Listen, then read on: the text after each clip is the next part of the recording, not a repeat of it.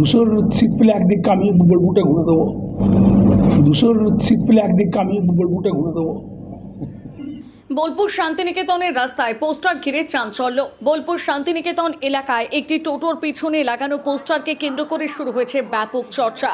পোস্টারে অনুব্রত মণ্ডলের ছবি সহ একাধিক মন্তব্য ও রাজনৈতিক বার্তা লেখা রয়েছে। সেখানে সাংবাদিকদের উদ্দেশ্যে কড়া ভাষায় হুঁশিয়ারির সুর লক্ষ্য করা যায়।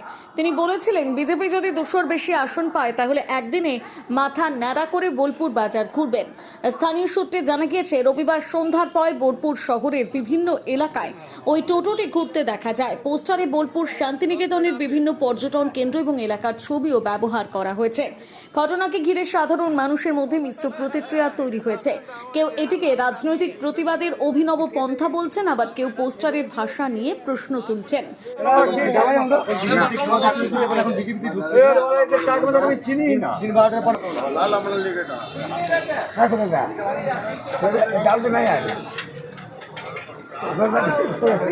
এটা বিগত ভোটের আগে দেখবেন আপনারা, আপনাদের সামনেই উনি একটা কথা দিয়েছিলেন যে বিজেপি যদি ক্ষমতায় আসে তাহলে আমি একদিকে চুল এবং একদিকে গোপ ন্যাড়া করে আমি গোটা বোলপুর ঘুরবো।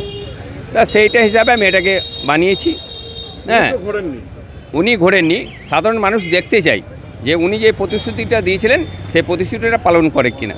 ঠিক আছে, আমি এটা ফেসবুকে দেখলাম, ফেসবুক থেকে আমি এটা পেলাম, আমি ফেসবুক থেকে তারপরে এটাকে নিজে লেখাটা আমি নিজে বানিয়েছি।